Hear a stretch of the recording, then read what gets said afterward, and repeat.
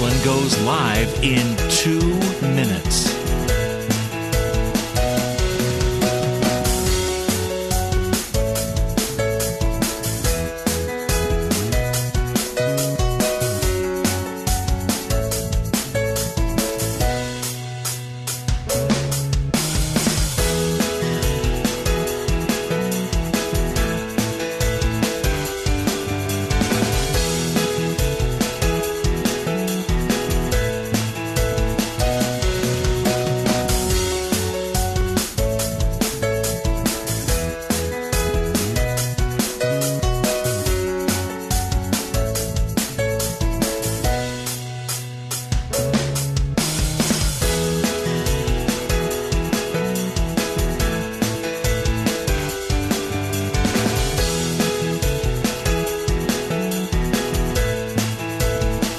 Lynn Cullen live in 1 minute.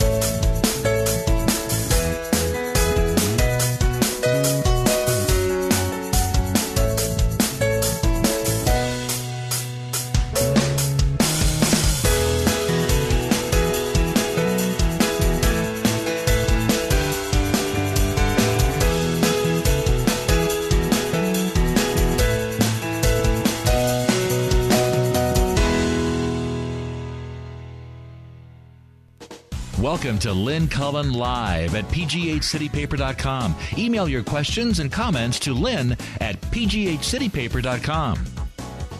Why, hello there. Good God, what is this on my... Hi, it's election day! Woo!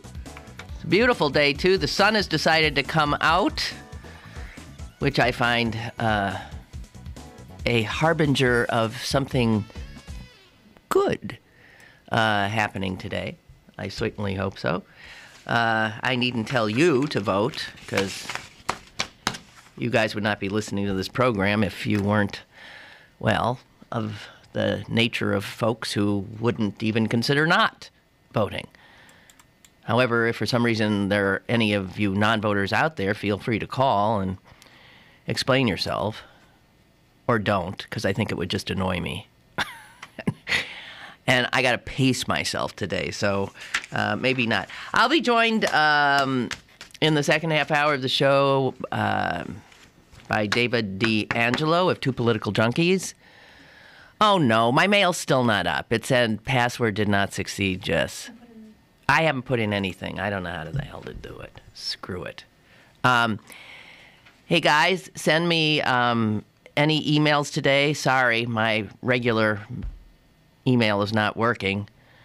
One of the geniuses around here in, I guess, attempting to fix something that wasn't broken has knocked it offline. So, gee, I sound pissy today, don't I? Sorry, I do. I'm sorry. Let me try to readjust my attitude, to have it align with the beautiful blue sky and the sun. If you want to email me today, please do not send it to Lynn at pghcitypaper.com. That seems to be at the moment. Let's go to cullenshow at yahoo.com. I'll be checking that out. Cullen, Cullen show, SHOW, at yahoo.com. Well, my understanding, at least, what is it now, 3 hours into election 2012, that there are lines at many polls. County Executive Rich Fitzgerald tweeted that he had not seen the kind of line that he was seeing at his polling place. He said easily in 15 years. I haven't seen anything like this. Now, if that's true, that's amazing, because there's been a lot of concern that somehow the enthusiasm evidenced by Obama supporters 4 years ago is not evident this election. And that somehow that lack of visible enthusiasm would translate into a tepid turnout. Let's hope that the little snippet of reality this morning in Squirrel Hill that Rich Fitzgerald tweeted about is, in fact, something that is happening all over the place. You know, I was thinking about that. The Republicans really are hanging on the fact that Obama's young voters and a lot of other people who voted for him are turned off. He didn't do the change they were expecting. He didn't come in and wave a magic wand and abracadabra, everything was wondrous, and that they would not come out for him again. And I think what that shows is that the Republicans didn't understand some of what happened 4 years ago. I mean, 4 years ago was, and try to remember it clearly, 4 years ago was an historic, remarkable election, because it was an election that I think a lot of Americans, I think including me, never thought they'd live to see. The election of a black man as president of the United States. And not only that, what made it more amazing, it was a black man with a weird name and a middle name of Hussein when we were, at war with Husseins. I mean, all of this, of course, we know drove Republicans stark raving mad. But I think that you can't get that enthusiasm again because that glass ceiling got broken through, got shattered. So, of course, there's not the same kind.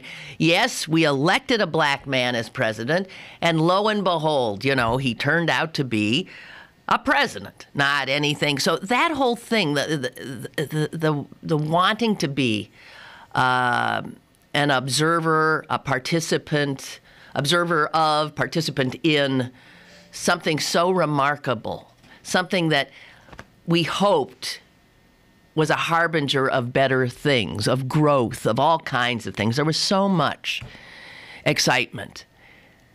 And there were a lot of tears. It wasn't like a normal election win, You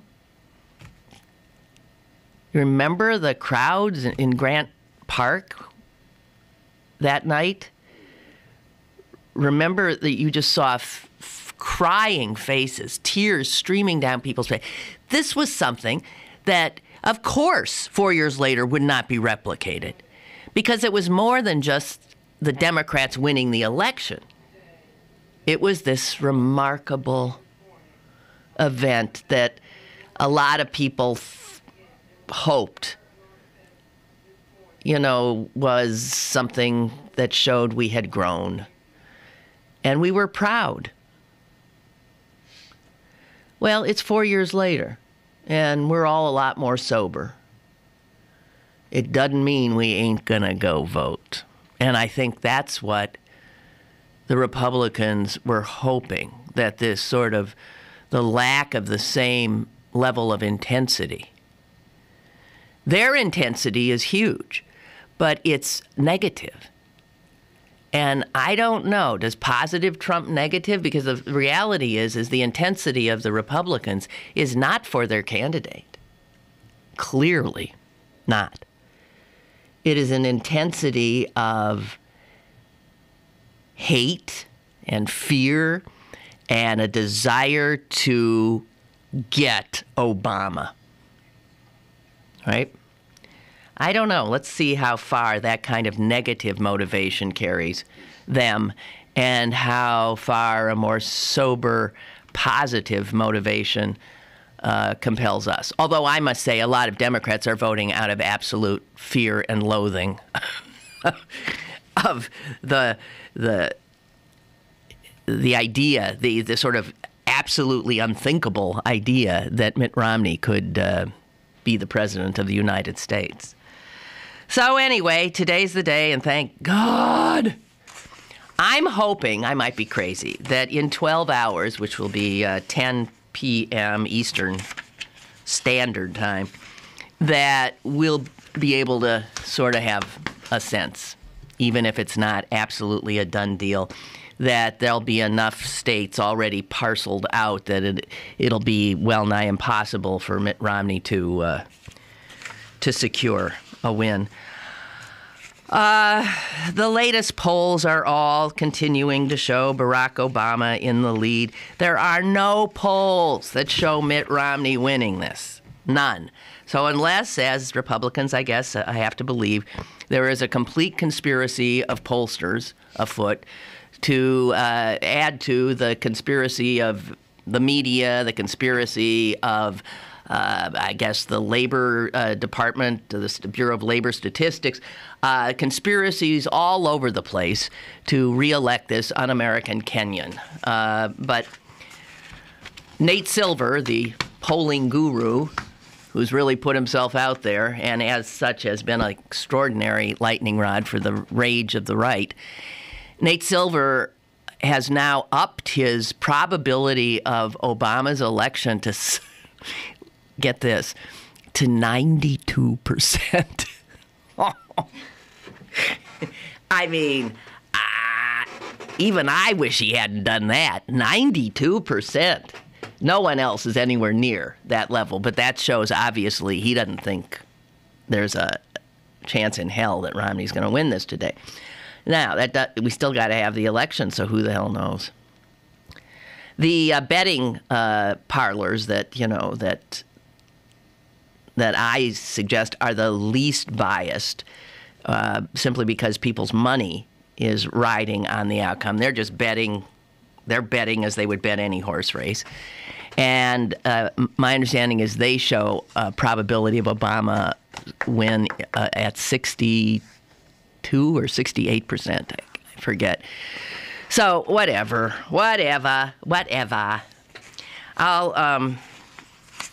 I'll wait to talk about a lot of this with David DeAngelo. And as I said, please email me with your thoughts at cullenshow@yahoo.com or give me a call, as you can, at 412-316-3381. Gigi has written, thank you for going to the new mailbox. Lynn, I hope we turn out the vote today. I'm doing my part, but taking a break to listen to you. As I've told you before, I live in a heavily Republican area and have been awash in anti-Obama signs.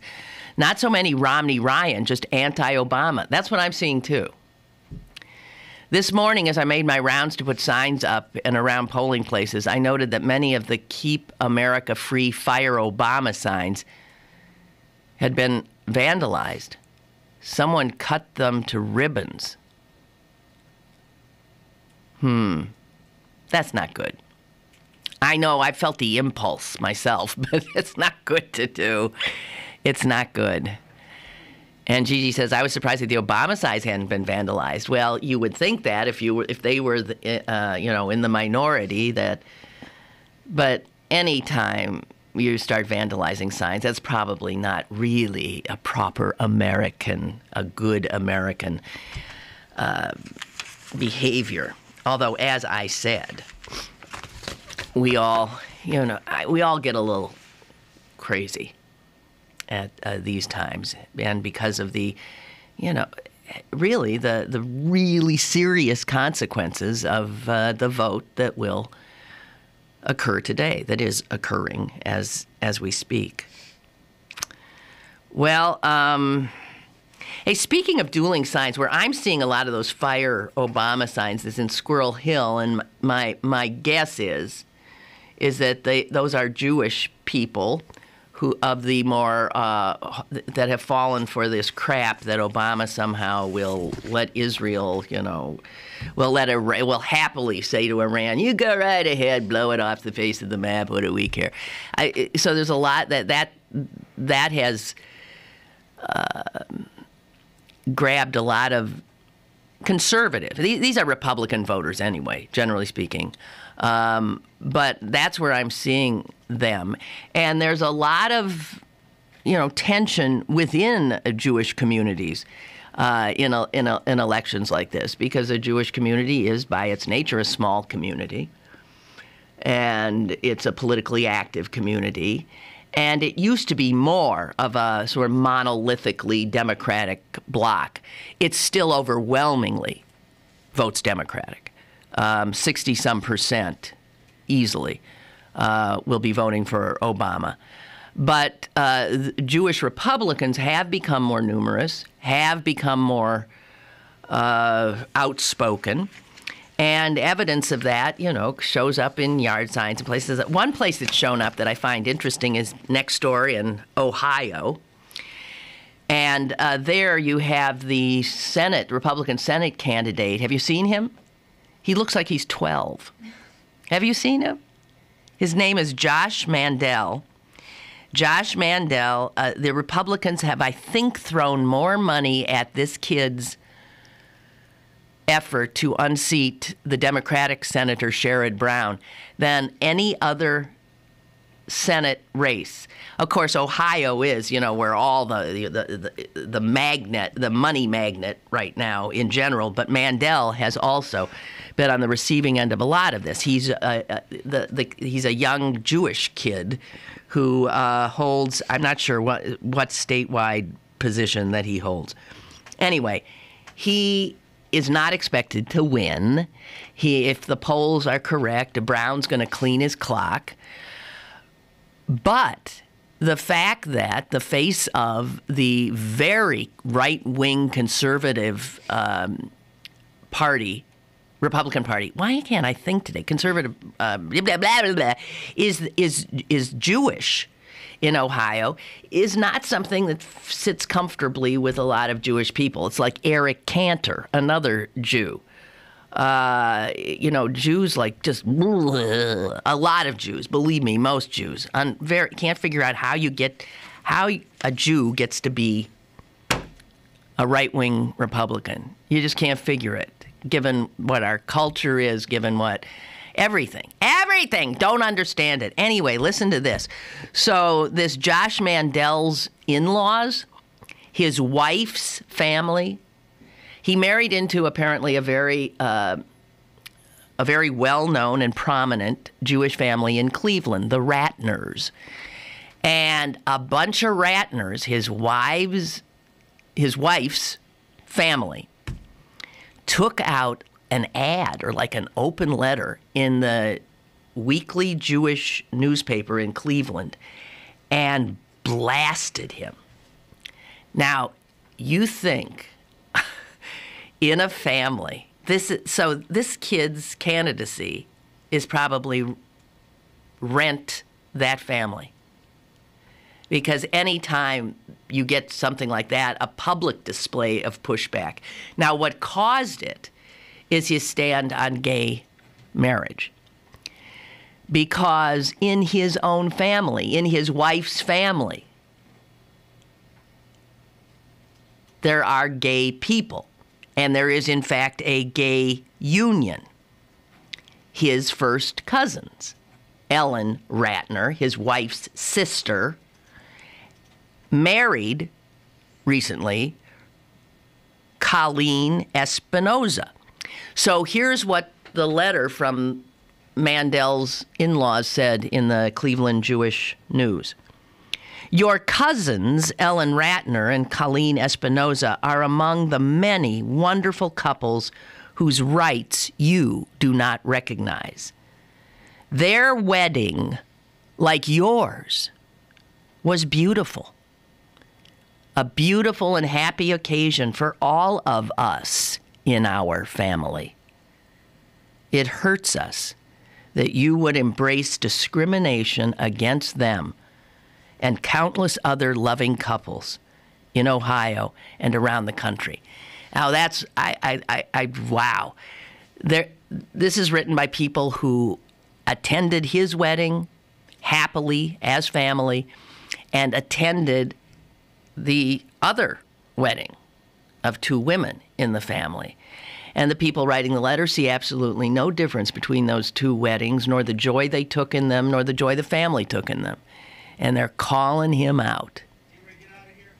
And I love it. I just love it. But they say politics makes strange bedfellows.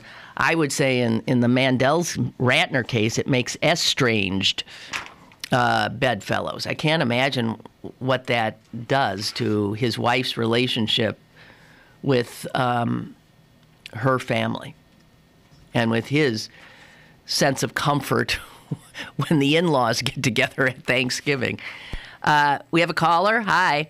Hello, good morning, Lynn. It's Michael from Palm Springs. Hi, Michael. Hey, I wanted to draw your attention to an editorial that I read in the Guardian over the weekend, and I'm looking for it but can't find it. And I wish I could, and I hope maybe some of your readers or listeners will be able to help. But the writer posited the fact that the Obama administration began basically as a social experiment to see how has America grown, with racism, in the face of racism.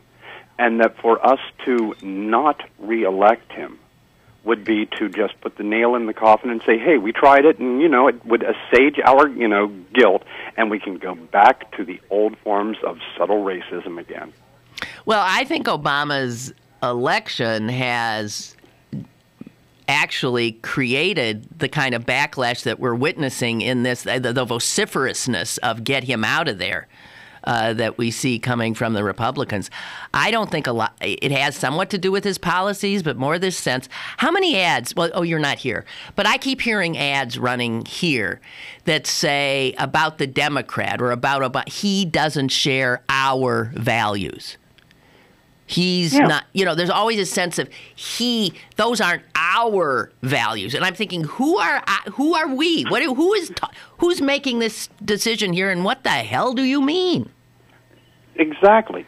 But what the writer of this piece was saying is that it would not be an experiment if we dump him in the middle of, his tenure as president.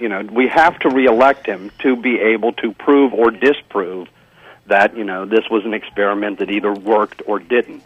Well, I think what you'll find is that we are going to pass that test. He's going to win re-election. Yeah, I know.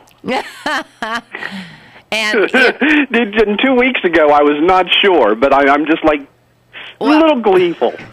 But but the thing is I've asked myself, so what will the Republicans do besides desperately looking for reasons why this election was not legitimate, why he's not legitimate. I was wondering what will they just continue this constant effort to delegitimize him and his administration? Will they continue the same obstreperous? They're going to have to, because otherwise they would have to face their own guilt, their own culpability, their own responsibility for distancing themselves from the real American people. We're not all the Koch brothers. I like cock. I do too. Okay, you, get off. Good night. Bye. Good night. Good morning.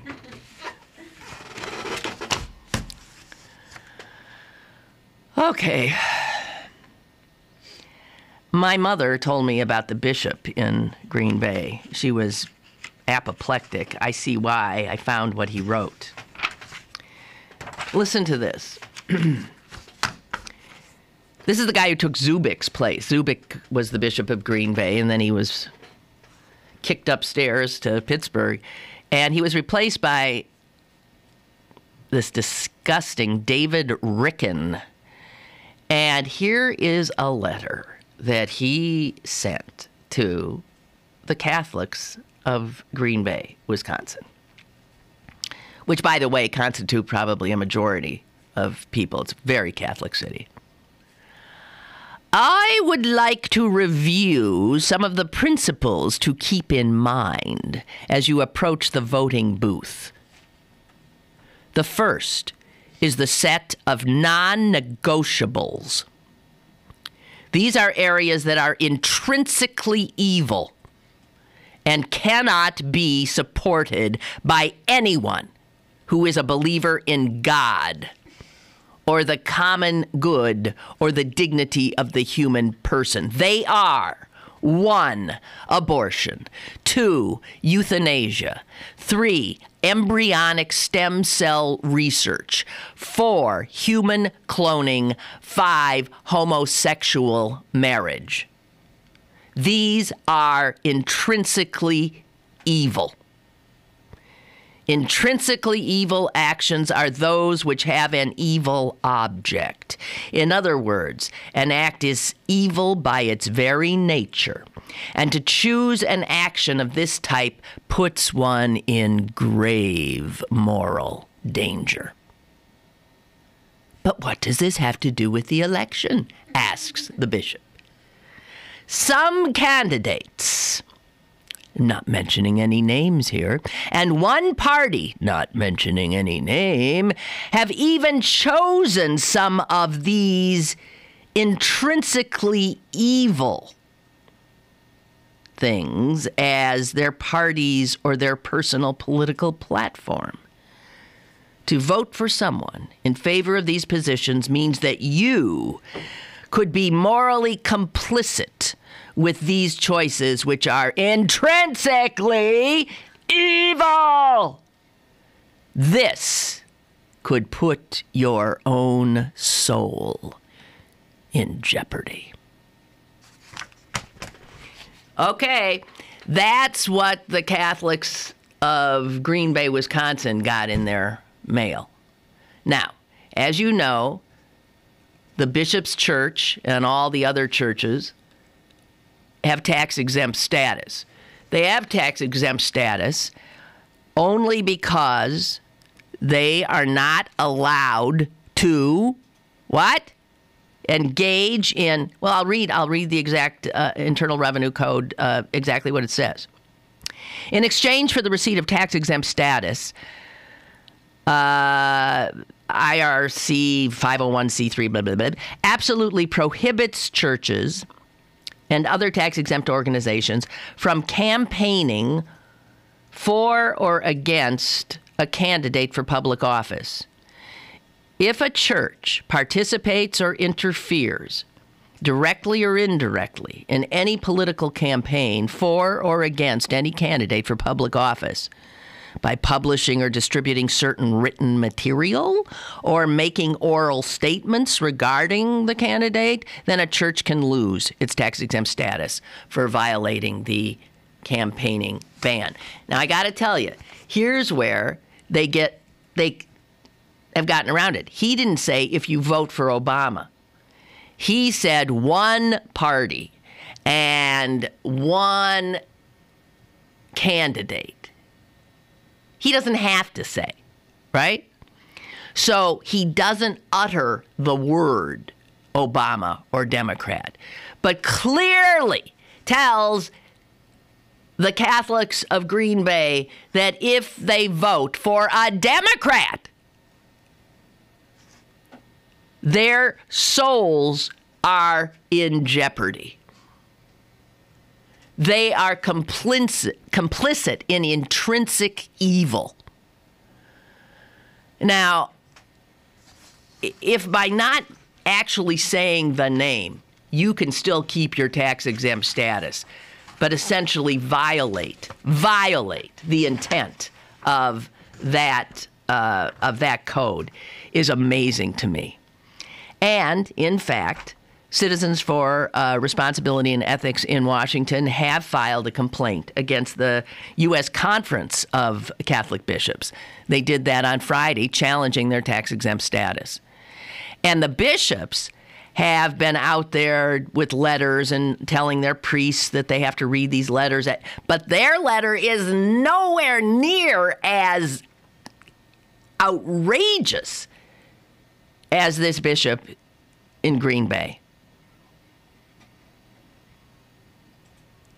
And the Catholic bishops, Their letters avoid, as I'm sure they've been told, they avoid naming Romney or Obama, but they make clear that the Democrats' positions on abortion, on stem cell research, on gay marriage, on contraception, are causing the nation, here's what the bishop's letters say, to, quote, lose its soul by little steps.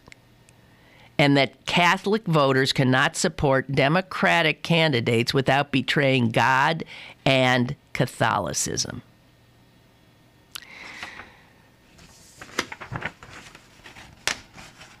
Good Lord. Intrinsically evil.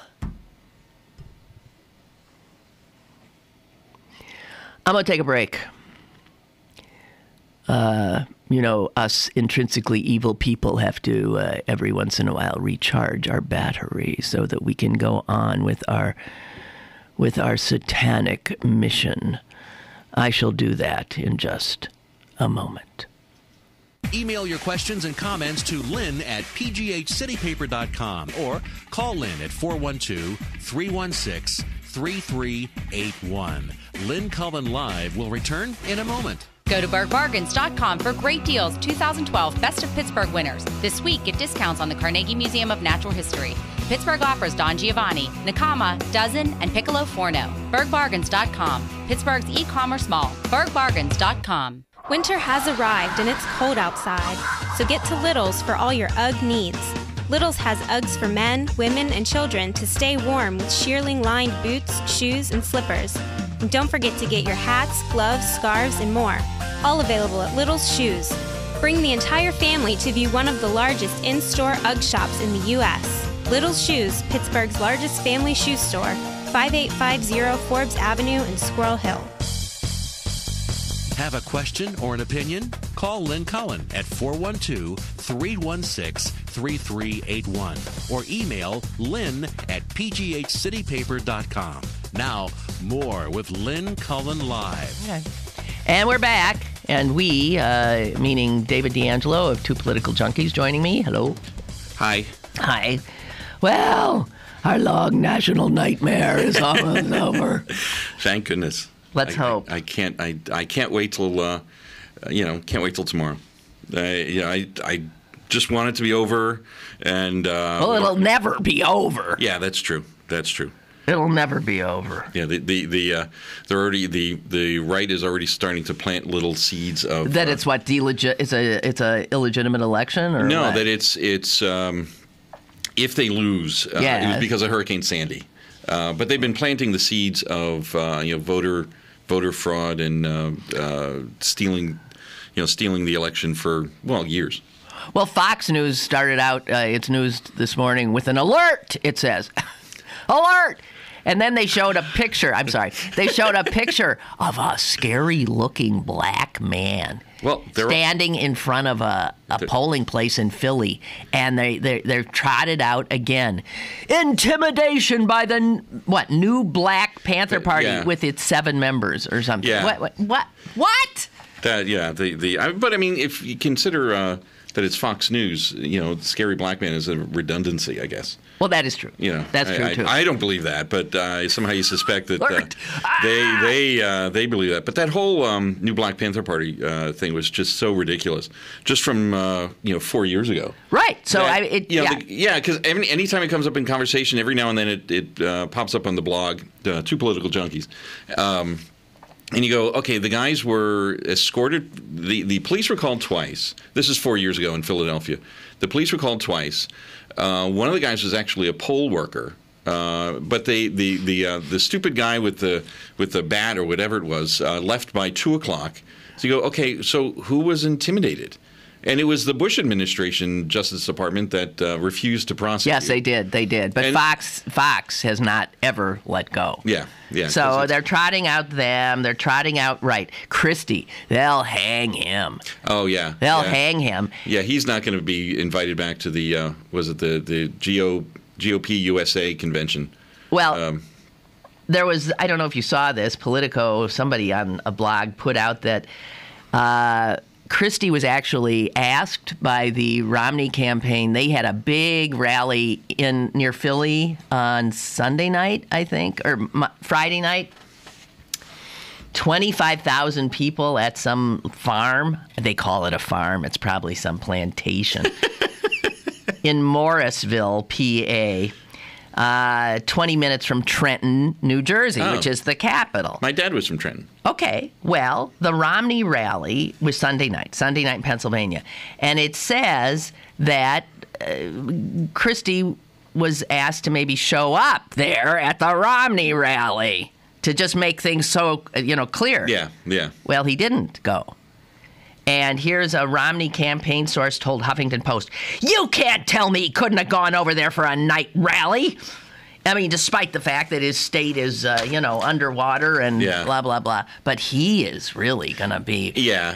He's probably in trouble. Whatever happens, because he was playing nice with Obama. I mean, he was shaking hands. He said nice things, and that's just one thing that you just don't do in the GOP. You don't even recognize the man's humanity, let alone his citizenship, his nationality, let alone say nice things about him and hang out. But of course, the lack of civility in our nation's political discourse is all the Democrats' fault. Even though it's the Republicans that are doing all this stuff. Okay, have you voted yet? Yes, ma'am. I voted. And it was you had any lines? No, there were no lines. Well, there were 4 or 5 people ahead of me, but it wasn't like there was a line out the door. Because some places have had that. Yeah, my wife voted this morning, and she said that there was a line. But the same polling place about an hour later for me, there wasn't a line. Okay. Although last year they had donuts, and this year they didn't. Well, I don't. Anyway, I was gravely disappointed. Too bad. Chuck writes that he voted, and he was number 135, and the lines were out the door. Anyway, he says, if I've never seen voter fraud, maybe I saw it today. I'm sure this is perhaps the least of anyone's worries, but there was a young guy in front of me whose signature was nothing like the signature on file. Dun, dun, dun. They mentioned that to him, and he replied, Oh, that's an old signature you have on file. My signature has changed quite a bit. Okay, wait a minute. So the old volunteer, perhaps in his 80s, didn't challenge this voter any further and let him vote. I would have called the supervisory clerk at least. Okay, Jess is saying, what? Your signatures. When you're young, your signature does change. You know how it's when you finally just start relaxing into who you are, as opposed to remembering your penmanship classes. And you just sort of, it could be, but usually they don't totally. Anyway, Chuck, what were you doing that you could see this guy? What were you doing? Breathing down this kid's neck? Uh-oh. Huh? But, I mean, I think it's telling that I saw on the news yesterday, Steve Schmidt, who ran the McCain. Did you already mention that? No, go right ahead. He ran the McCain campaign 4 years ago. He was just saying that it's, this whole voter fraud thing is just a myth. Total myth that the Republicans just love and works for them. Yeah, but those of us in reality already know that. There's no voter fraud. I mean, let's assume that Chuck's story is absolutely true, and the kid in front of him is trying to get away with pulling a fast one. If that's true, and if he's prosecuted, the fine is like $10,000 and lots of time in jail. And you go, okay, is it worth it? At least for one vote. Yeah, for one vote. If you're going to rob a bank, at least you're going to enjoy the. Maybe $2,000 or whatever before they catch you and throw you in jail. But the prosecution, the punishment for voter fraud, and how much it has to happen in order for an election to be swayed, and still these people go, oh, voter fraud, acorn. But my understanding is that all instances of voting fraud that have come to light or have involved Republicans. Well, recently, yeah. Yeah, there was the guy in Virginia who's like putting in the dumpster, putting registrations in the dumpster, and he's very affiliated with the higher ups in the campaigns. Else. There was a woman in Nevada who attempted to vote twice. This was a few weeks ago, and was caught. Yeah. She was a Republican. There hasn't been one thing involving a Democrat. Yeah. That has to do with anything. I mean, you have the Republicans with their voter suppression efforts all over the place. I mean, that's out there for everyone to see shamelessly. Yeah. I wrote, within the past couple of weeks, the good folks at, I think it was Breitbart, they made a great source of news. They tried to show that Osama bin Laden had actually given $15 to the Obama campaign, and they did it. It was to show that there are some security measures that are on Romney's campaign page that aren't on the Obama campaign page, thus allowing for foreign donations.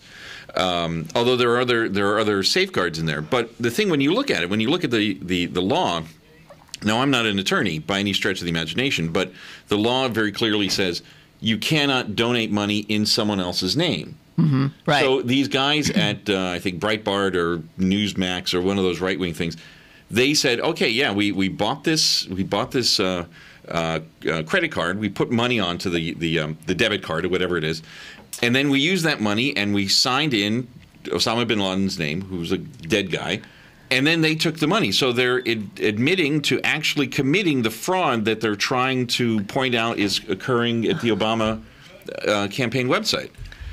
And no one seen, I mean, I haven't seen any, Bill O'Reilly hasn't mentioned that. Well, oh God.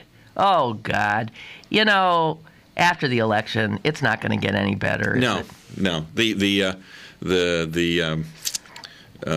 filibusters will continue.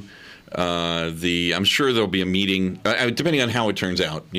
I'm sure there'll be a meeting, and the Republicans saying, "Well, yeah, I can't give the Democrats anything." And then, of course, they get to, since they have Fox News on their side, they get to blame all of the incivility on, something that some Democrat did in Wyoming. That's the cause of it. Of course, because it couldn't be the Republicans. How desperate is it that Romney? I don't recall ever a presidential candidate. Now, I might be wrong. Essentially, having a campaign stop in the middle of Election Day. I can't think of when that was. They all, by like midnight or whatever, the day before, they repair to their own little houses and sit it out. I have never heard. Yeah, and Romney, so desperate, he's even going to set down here in Pittsburgh for a second. What does he think that's going to do? He said his plane touches down in Pittsburgh at 2:30 this afternoon, and that's supposed to change the election? What the hell are they doing? Yeah, I have no idea. It's pathetic. Josh Marshall at Talking Points Memo has an idea that they're probably just burning through the rest of the cash that they have because they can't spend any more money than what they've spent buying ads in the swing states, Ohio or Virginia or whatever, because there's no more room on any of the TV time. But they have all this money that they got to get rid of before Wednesday. So that was his idea, at least, triggering a lot of the spending in some of the other states, which are probably not going to be going towards Romney anyway. So Romney has houses in how many states?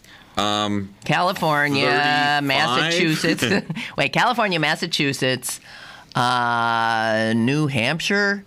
I'm not sure. There's Michigan. Every state that he has called home is every state that knows him well. Utah. Oh, Utah will go for him. They're all going. They're all voting. In Massachusetts, he's going to get clobbered. Yeah, he's going to get clobbered. That's who knows him best because he was their governor. Yeah, and I think Wisconsin is actually leaning away from them, even though. No, he's not going to have Wisconsin. The Brian is from Wisconsin. Ryan, yeah. Yeah, that Wisconsin is leaning away from Romney, even though the vice president. His vice presidential choice is from traditionally, my understanding is that part of the vice president's job is to deliver the state that he came from.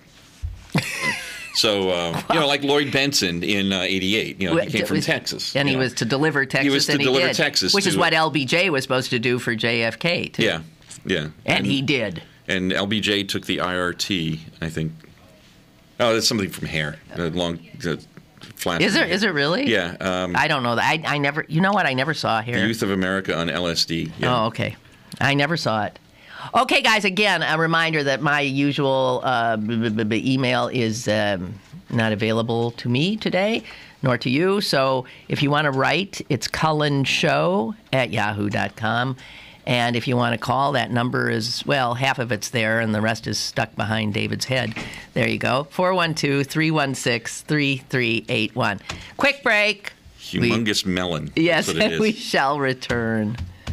Stick around for more with Lynn Cullen Live after this.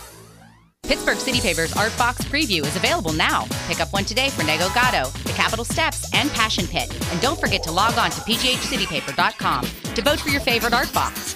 Pittsburgh City Paper, available at over 1,700 locations throughout Western Pennsylvania, and on the web at pghcitypaper.com, and on your smartphone at citypapermobile.com. COPD, chronic obstructive pulmonary disease, is a lung disease that robs people of their ability to breathe. As many as 24 million Americans suffer from COPD, also known as chronic bronchitis or emphysema, and half of them don't know they have the disease. If you or someone you love is over 35 and has smoked more than 100 cigarettes in their lifetime, visit driveforcopd.org and take the screener, then take that to your doctor. I'm Jeff Stoltz, and I drive for COPD.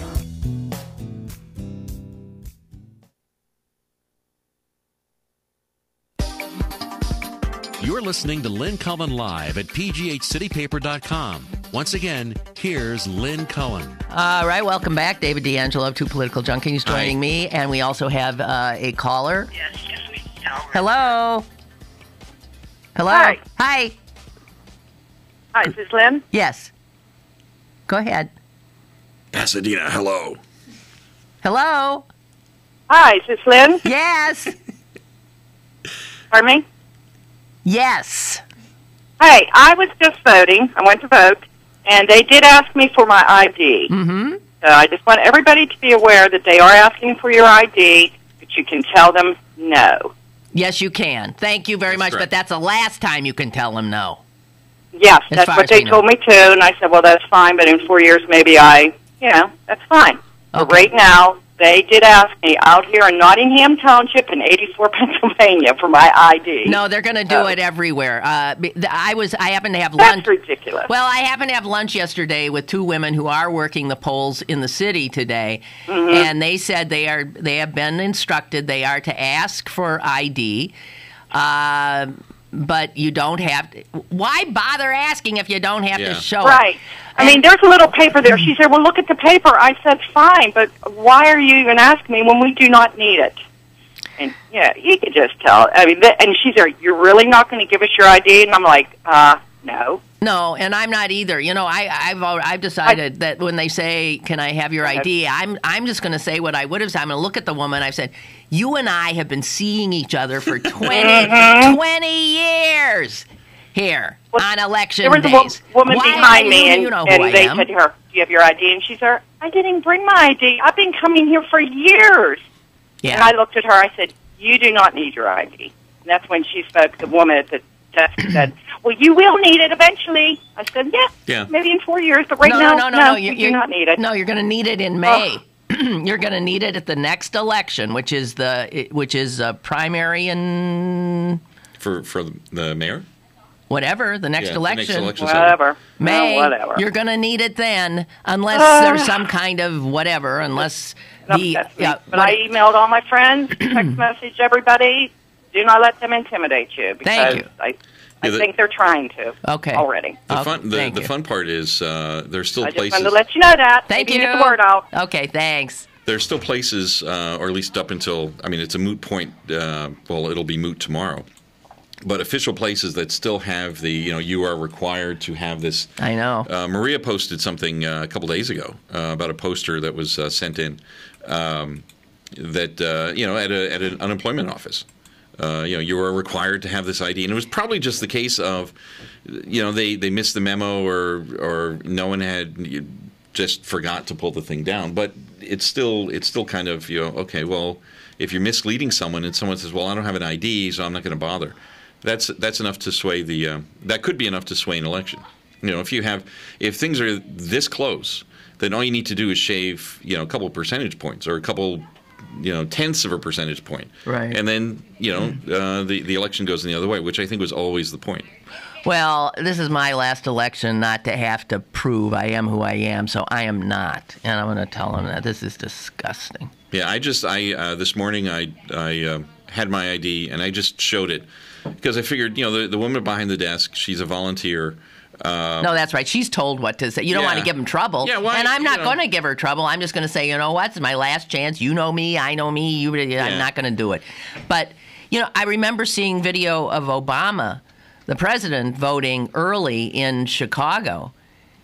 And he was asked for his ID. He was asked for his ID because they have to ask. And in, I guess, early voting in Chicago, you have to show an ID. So he didn't even for a moment, say, are you kidding me? He showed his ID.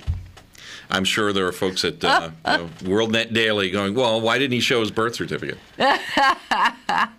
Oh, God, indeed. Well, so last night, I'm reading all this crap I don't want to read anymore. I just can't stand it. And I came upon a guy who I've never seen before. This is on National Review. National Review Online. Yeah. He's a guy named Michael Walsh. Michael Walsh. And I was drawn to the headline, which was... Crush them! Yeah, crush them. I thought, oh, wonderful. So this is so ugly, so nasty, and clearly this guy's educated, and right, there's all kinds of, classical references, and he, it's clearly for the erudite thugs to enjoy. For instance, Barack Obama revealed the true face of contemporary American left liberalism in all its coercive ugliness. A blizzard of executive orders, of deployment of regulatory agencies. What the hell do they think regulatory agencies are? Yeah. They're to regulate. Idiots. The naked Marxist appeals to race and class envy. The most anti-American of American presidents has run the most un-American of campaigns.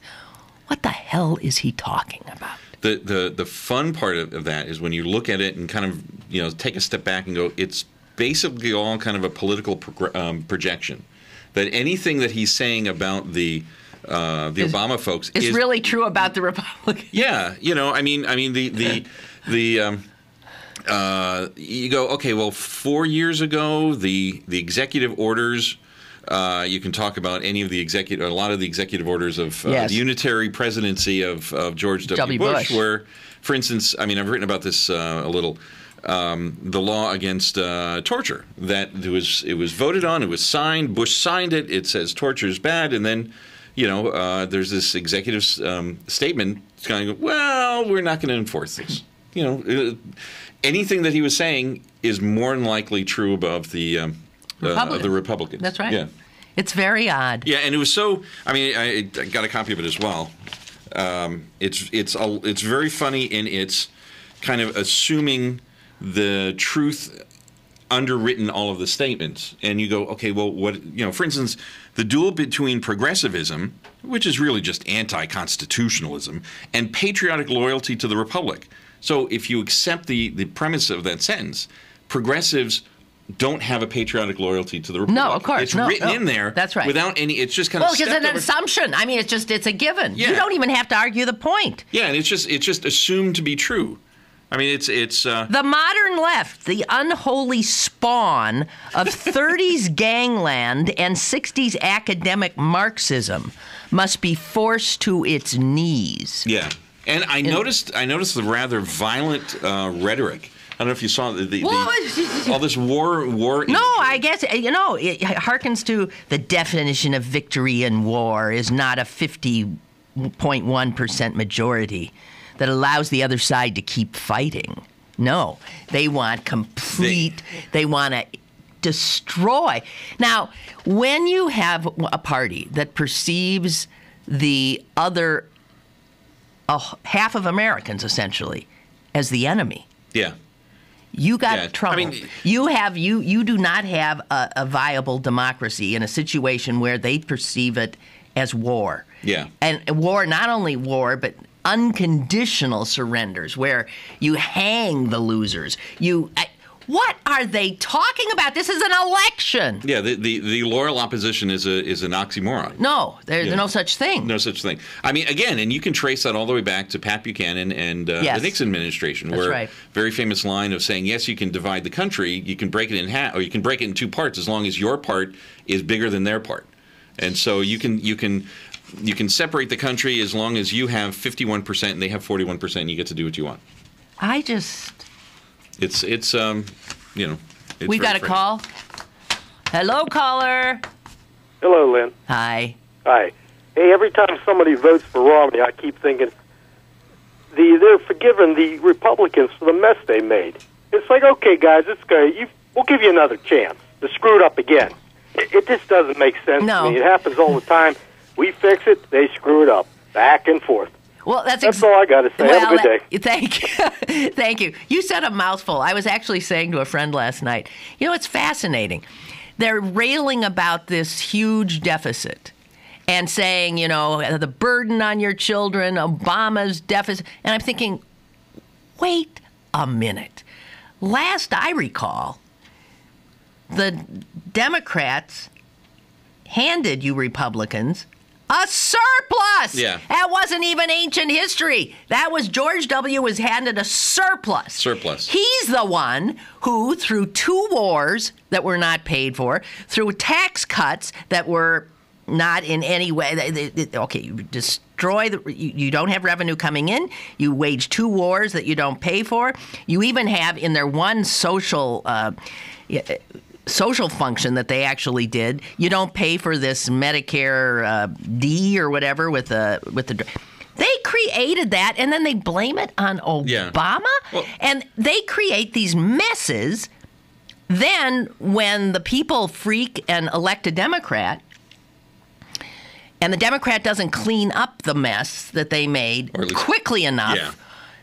Then that's a problem. You're supposed to throw those Democrats out and put the Republicans back in to continue to trash the place. Yeah. That's all they do is trash the place. Yeah, or it's all of the rhetoric this year about Obama's not able to work in a bipartisan way. Where the day of his inauguration, there was the big, huge meeting with 200, 300 Republicans saying we're just not going to let him do anything. And then they end up criticizing him for the fact that there's gridlock in D.C. I mean, it's well, it's the same kind of thing where you were saying about they with this Walsh article. It's like a funhouse mirror. Yeah, they're constantly blaming Democrats for what they themselves. Yeah, I mean, factually, you can prove caused. Well, facts have a notorious leftist bias, liberal bias. No, clearly they do. Stephen Colbert proved that in front of George Bush, and I don't think he was ever invited back. But I mean, I remember thinking I think this was when Tom DeLay was still in the House. He said something like, "There's nothing more important at a time of war than a tax cut," even though there'd never been a tax cut at a time of war ever, and it showed the kind of the emptiness of the argument, because I remember Bush saying this, if there's a surplus, that means that the government is pulling in more of the people's money, so it should be paid back. With a tax cut, if there's a deficit, that means that the economy isn't running well enough, so that means that there should be a tax cut. So whatever the problem is, it's solved with a tax cut. Hey, Dorothea, I want to know, Dorothea writes, and I want to know where your polling place is, because I think some people might want to check that out. She says, at our polling places, I stood in a long line. I noticed a person who was redirected to the clerk. Then as I got closer, another person just in front of me was also redirected to the clerk. When I got to the check-in table, I asked a friend who was working the table about those 2 people who were seen being led away. And she said they were told to redirect people to the clerk if they refused to show an ID. That's intimidating. Yeah. That's an outrage. Dorothea, email me where you're voting. And we'll say hi to the caller. Hi. Hi, it's Kristen again. I just wanted to tell you I'm off with my little signs that I stayed up all night making. And my technique was, even if people get mad at me, I tried to make them into little individual works of art. So I have like a cute little cartoon donkey that says vote, and it has all of the Democrats running for PA office. And then I have use your brain, open your eyes, don't be fooled by Romney's lies, and Romney lies is in red. Oh, okay. And they all have like decorative, things around the edges, and so I'm doing my best. All righty. Hey, thank you. And I live in a very conservative district, so if anything happens to me, it'll be for the people. Wow. So. A martyr in the making. Yes. All right. Okay. Hey, thanks, Kristen. So, yeah. No, that's intimidating, Dorothea. Yeah. And I think... And that's not right. You don't have to show your damn ID. Yeah. They have to ask. You don't have to show. You don't have to show it. And there's nothing... You shouldn't be redirected anywhere for saying that. Yeah. What? Dorothy, I think there's a number posted at the state website for to complaints report about this kind of thing. Although it looked like it was just one more of those things for conservatives to say, oh, something's happening in Philadelphia and starting the myth, the propaganda that way. Well, what do you think? It's going to be a late night? You know what? I don't think so. I don't know. I mean, I'll be in rehearsal until about 10:30 anyway, so I'll be blissfully away from the news. Oh, that's nice. Yeah, wait a minute. Where did I hear about Ohio? Ohio. I'm so sick of Ohio. I can't see straight. Ohio has over 200,000 provisional ballots that have been cast. They will not even look at them by law until the 19th of November. Are you aware of this? They do not certify their election until December something. Oh, wow. Ohio, I don't know. There must be a contest between Ohio and Florida to be the most effed up electoral process imaginable. It was always my understanding, again, not an attorney, but if the difference between the two candidates is greater than the number of the provisional ballots or the absentee ballots, that they don't bother. I mean, if candidate A wins by 1 million votes and there's 5,000 absentee ballots, it doesn't matter. It doesn't matter, so they don't even bother. They save the time. But I hadn't heard of that. I did hear that the Secretary of State was starting another obstacle for paperwork filling out. Which, that's right. It's like, geez, it's just the Republicans are. I know, shameless is always the word you come back to. You're always saying, I mean, he's the Secretary of Suppression, not the Secretary of State. These Secretaries of State. Remember what was her name? What was the one in Florida? Catherine Harris. If you elect a Republican Secretary of State, and a Secretary of State is in charge of the electoral apparatus in your state, you are asking for big trouble and potentially, guess what? Voter fraud. Or the guy in Ohio in 2004. That's right. There's another one. Yeah, it's shameless. They should have a show on Showtime. Well, that's it. I should hope that at this time tomorrow we'll all be blurry-eyed and happy. I hope so. And we'll get a big kick out of listening to all of the conspiracy theories and the apoplectic rantings of the right-wing punditry. Yeah, because the Dick Morris is calling that it's going to be a landslide. For Romney. Yeah. Karl Rove talking about a landslide for Romney. I think it was posted where? I saw it. Jerry Boyer posted the link to it on his Facebook page that he liked the article. So I'm just waiting to see what happens. I don't think it'll be a landslide for anybody. For anybody, yeah. This is not 1984. No, 1984. Well, yes, it is. Reagan Mandel. I was thinking in a metaphoric way. Oh no, I was thinking it's in beyond 19. We got to go. Hey, the sun's out! Go vote! And do not let yourself be intimidated. War is peace. Ignorance is strength. Yeah, you heard it here. Tomorrow! Woo!